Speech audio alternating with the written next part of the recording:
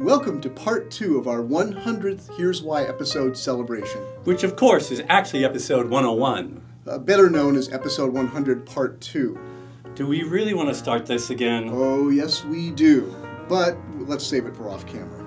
You're on. Okay, anyway, last week we shared with you some of the craziest and funniest moments from our Here's Why opening skits from the first 100 episodes. We create these Here's Why videos to help you gain serious knowledge about digital marketing, but we believe that the best learning takes place when the instruction is engaging and even a little fun. So please do check out episode 100 of this series, whether on our YouTube channel, Facebook page, or at stonetemple.com. And in this episode, we're going to share with you the best of our tips and strategies shared in the first 100 episodes.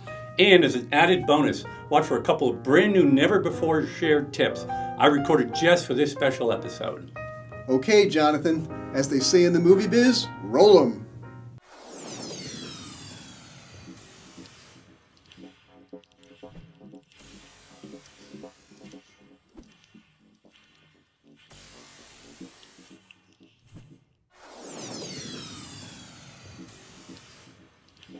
As more and more web traffic moves to mobile devices, it just makes sense to give mobile priority. But there's more to it than that. Thinking in terms of designing for mobile devices forces you to design more cleanly, more simply, in ways that will probably benefit your desktop users as well. On mobile, you've got to keep the user interface clear and direct, because desktop gives you too much real estate to play with and allows for almost infinite number of bells and whistles that you can add to a site. Too many sites have become sloppy and difficult to use. Mobile first pushes us back to a better user experience, which means happier users. So Eric, you've been advocating for a while that serious content marketers need to invest in building what you call anchor content. So can you explain what that is and what our viewers need to do to create such content? Sure. Anchor content is content that is clearly differentiated from anything else being produced about your topic. Seth Godin would call it remarkable content, while our friend AJ Cohn talks about creating memorable content. Speaking of Seth Godin, let me list some characteristics of anchor content that I've adapted from a TED Talk of his. So anchor content can be content focused on the interests of the early adopters and innovators in your space. These are people that love to have their thinking move forward. And if your content helps them do that, they're very likely to share, promote, and talk about it. Second, aim your content at the people in your market who are actually listening, sharing, and discussing. It'll take some time and careful monitoring to figure out who those are, but this is the essential core of your audience. Create something they will love, and they will do far more for you than thousands of followers who don't care. Third, in Seth's words, very good is bad. You can't settle for good enough. You've got to do the hard work to push through to the content you know is truly excellent, far above the average. Links remain a big factor in search rankings. But if your campaign isn't working for you, what you ought to do is check to see if the pages that you're attracting links from are relevant enough to the content that you're linking to.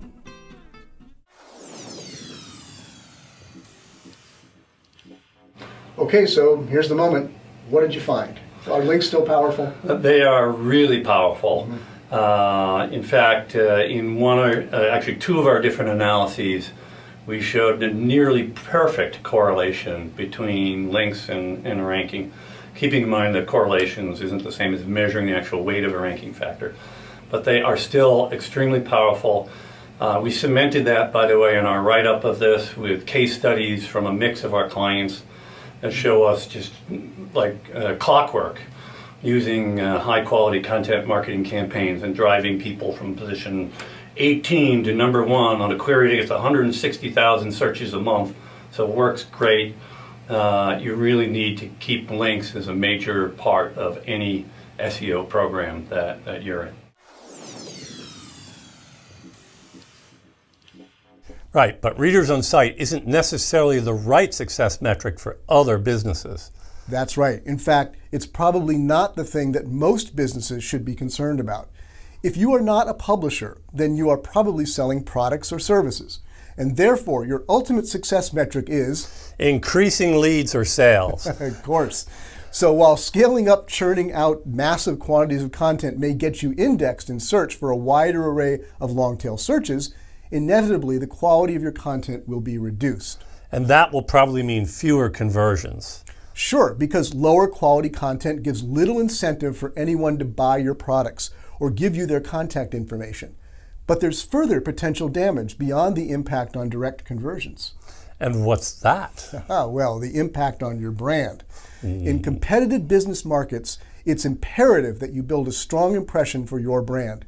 Brand reputation can have a big impact in the buyer journey. It's critical to become top of mind when a potential customer is considering her choices.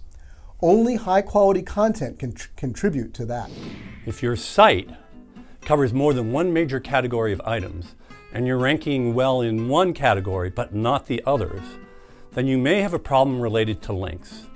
And what it could be is that you're not attracting links from the web that reinforce the idea that you're an authority or a good source of information in the categories for which you're not ranking.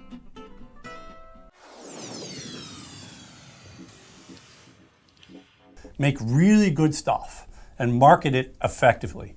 In the case of content marketing, the good stuff is the content that goes above and beyond in creating delight, trust, and respect in your target audience. The marketing part is effectively sharing and promoting that content, getting in front of the right eyes. And if it's really good, that's where the earned linked opportunities kick in. So that's a wrap for the first 100 episodes of Here's Why. We hope you've enjoyed them as much as we've enjoyed creating them. And even more, we hope you've learned some things that have made you a better digital marketer. But as they say in the infomercials, wait, there's more. That's right, because these first 100 episodes are only the start. We're so excited about what we've got planned to teach you in the coming year.